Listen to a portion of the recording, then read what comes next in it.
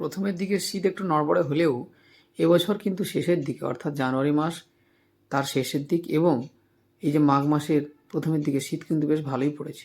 তো সেই শীতকে কাবু করার জন্য আজকে বানাবো আমি চিকেন স্যুপ। তার জন্য আমি এখানে 3 থেকে 4টে ছোটো ছোটো গাজর নিয়েছি, সেগুলোকে গ্রেট করে নিলাম। গ্রেট করে নেওয়ার পর এর মধ্যে আমি কিছুটা বাঁধাকপিকে কুচি কুচি করে কেটে নেবো। যেভাবে আমি কাটছি সেইভাবে দেখবেন, ফাইন করে প্রথমে লম্বা করে, তারপর আড়াআড়িভাবে অনেকটা ছোটো ছোটো চৌকোর মতো করে কেটে নেবো, যাতে করে তাড়াতাড়ি সেদ্ধ হয় আর কি। এরপর ক্যাপসিকামটাকেও সরু সরু করে কেটে প্রথমে লম্বা লম্বা, তারপরে আড়াআড়িভাবে চৌকো করে ছোটো ছোটো করে কেটে নেবো। ঠিক যেমনভাবে আমরা স্যুপের মধ্যে ইউজ করি ঠিক ওইভাবেই কাটতে হবে। কেটে এগুলো এক এক করে আমি এগুলোকে আলাদা করে রেখে দেবো। এদিকে এইগুলো ঠিক রেডি হয়ে গেলে আমরা যেটা করব, আরও কিছু এর মধ্যে জিনিস দেবো, সেগুলো কেটে নেবো, সবজি বিশেষ করে। একটা আমি এখানে নিয়েছি কিছুটা পেঁয়াজের পাতা বা স্প্রিং অনিয়ন, আর এখানে কিছুটা 7 থেকে 8 কোয়া মতো আমি নিয়েছি রসুন, আর একটুখানি হাফ ইঞ্চি মতো আমি আদা নিয়েছি। এগুলোকেও কুচি কুচি করে আমি কেটে নেব। এবার যেভাবে যেভাবে কাটছি এইভাবেই কাটবেন, তাহলে কী হবে, সুন্দরভাবে মিশে যাবে স্যুপের মধ্যে এবং খেতেও সুন্দর হবে এবং এদের গন্ধটা বা স্বাদটা সম্পূর্ণ আমরা স্যুপের মধ্যে পেয়ে যাব। এবার এইভাবে আমি স্প্রিং অনিয়নটাকেও কেটে রেখে দেবো। তারপরে কড়াই গরম হলে এখানে আমি এক টুকরো মতো বাটারের মধ্যে দিয়ে দেবো। বাটারটা মেল্ট হয়ে গেলে এর মধ্যে আমি রসুন কুচি এবং আদা কুচিটা দিয়ে ভালো করে নাড়াচাড়া করব। এটা হালকা ভাজা, খুব বেশি ভাজবেন না, কড়া করে হালকা ভাজা হলে এই চিকেন ব্রেস্টগুলোকে আমি আগে থেকে একটু কাট দিয়ে এর মাছগুলোকে একটু চিড়ে দিয়ে এর মধ্যে একটু নুন মাখিয়ে রেখেছিলাম। তারপরে এগুলোকে দিয়ে একটু নাড়াচাড়া করব। এই ধরুন 1-1.5 মিনিট মতো একটু জাস্ট সতে করে নেব। তারপর এর মধ্যে আমি 2 থেকে 2.5 লিটার মতো জল দেবো। আপনি চাইলে একটু বেশি জলও দিতে পারেন।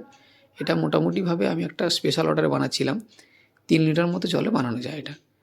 তারপর আমি এর মধ্যে 2টো তেজপাতা, কয়েকটা গোটা গোলমরিচ আর কয়েকটা আমি এখানে দিয়ে দিলাম গোটা গরম মশলা অর্থাৎ এলাচ আর দারচিনি। এটাকে বেশ ভালো করে আমি ফোটাবো, 15 থেকে 20 মিনিট ফোটাবো। ফোটালে দেখবেন এখানে যে ফেনা বা স্কামটা উঠে আসছে, এটাকে আস্তে আস্তে আমি হালকা করে খুন্তি দিয়ে পরিষ্কার করে দেবো। তারপর আমি দেখলাম চিকেনগুলো সেদ্ধ হয়ে গেছে। চিকেন ব্রেস্টগুলোকে আমি তুলে আলাদা করে নেব। আর এর মধ্যে তেজপাতা, গরম মশলা, গোলমরিচ আমি যা দিয়েছিলাম গোটা গোটা, এগুলোকে আমরা তুলে সরিয়ে নেবো, কারণ আমাদের এগুলো ফ্লেভারটা দরকার ছিল। এগুলো গোটা গোটা এইভাবে যাতে মুখে না লাগে, তার জন্য এটাকে তুলে সরিয়ে দিতে হবে। এগুলো তুলে সরিয়ে দেওয়ার পরে এবার আমি এক এক করে ভেজিটেবলসগুলো এর মধ্যে অ্যাড করব। প্রথমে দিয়ে দিলাম আমি গাজরটা, তারপরে দিয়ে দিলাম এর মধ্যে আমি বাঁধাকপি এবং ক্যাপসিকাম, সবশেষে আমি যেটা দেবো এই পেঁয়াজ, যেগুলো আমি পেঁয়াজ স্প্রিং অনিয়নটা কুচিয়ে রেখেছিলাম সেটা দিলাম। দিয়ে এবার আমি একটু ভালো করে এগুলো মিশিয়ে নেব। মিশিয়ে নিয়ে এবার আঁচটা কিন্তু এই অবস্থায় আপনার হাই রাখবেন সবসময়, কারণ ধীরে ধীরে এটা ফুটবে। ফোটার পর আমি এর মধ্যে আমি কী দেবো, কিছুটা গোলমরিচের গুঁড়ো, প্রায় 1 থেকে 2 চামচ মতো গোলমরিচের গুঁড়ো, যতটা পরিমাণ লাগবে সেইভাবে দেবেন, খুব বেশি দেবেন না যেন।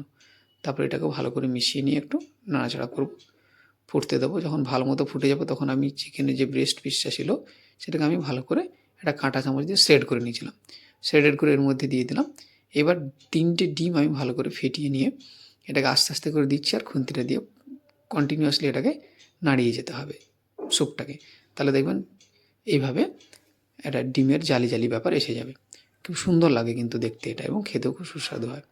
তারপরে 1.5 থেকে 2 চামচ মতো আমি এর মধ্যে ডার্ক সোয়া সস দিয়ে দিলাম। সোয়া সস দিয়ে সোয়া সসটা মিশিয়ে নিলাম। আর আমি প্রথমেই ক্ষমা চেয়ে নিচ্ছি, এর মধ্যে আমি 4-5 চামচ মতো কর্নফ্লাওয়ারের স্লারি দিয়েছিলাম, সেটা আমি দেখাতে ভুলে গেছি ভিডিওতে। ব্যাস, এবার পরিমাণ মতো নুন টুন দেখে নিয়ে আপনি নামিয়ে নেবেন, আর গরম গরম পরিবেশন করবেন। এটা খাবেন, শীত কী জিনিস আপনি মনেও রাখতে পারবেন না। একটু গোলমরিচ গুঁড়ো দিয়ে পরিবেশন করবেন। ভালো লাগলে ভিডিওটি শেয়ার করবেন। ধন্যবাদ।